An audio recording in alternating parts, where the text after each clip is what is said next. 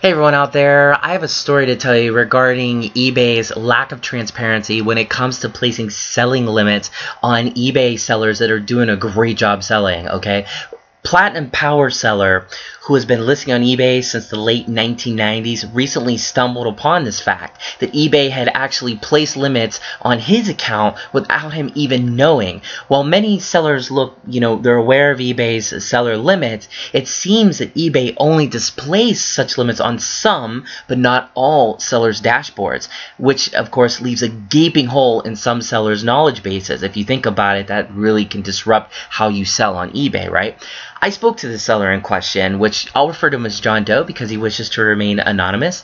And the seller in question, or John, he learned that eBay's lack of transparency can have a direct negative impact on small businesses as they plan for growth. Growth that they don't even realize may be unattainable thanks to those limits. John Doe had set out at the beginning of 2013 with the goal of moving from Platinum Power seller to Titanium seller status and hired more employees to help with that effort.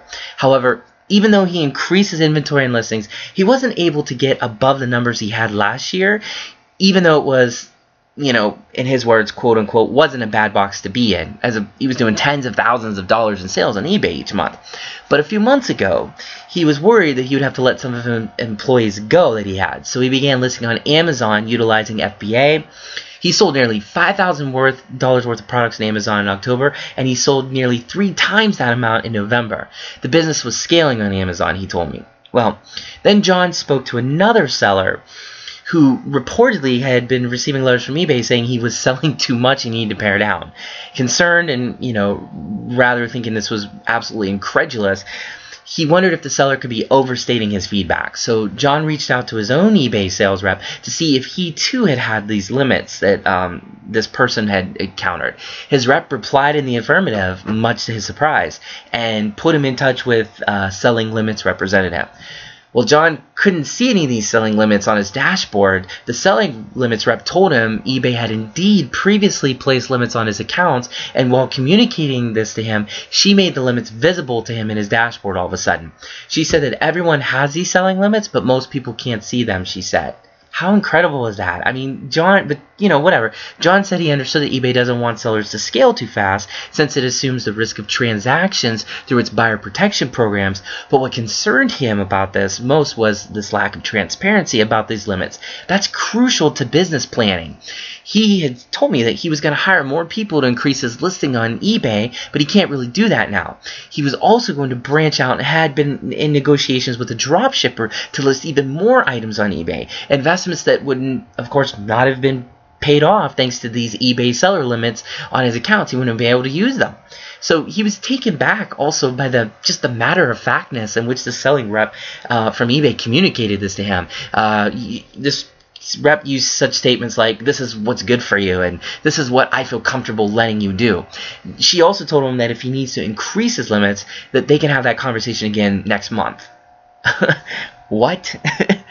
Now John has told me that he has to be judicious about how much he sells.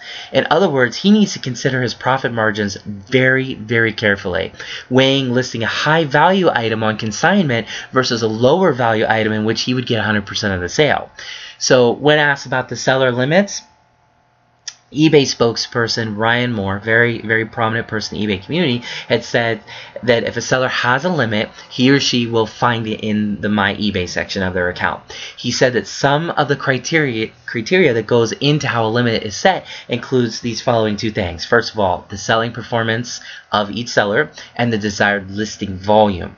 A seller, he says, can request higher limits by number 1, navigating to the increased selling limits option in My eBay, and number 2, contact customer service directly.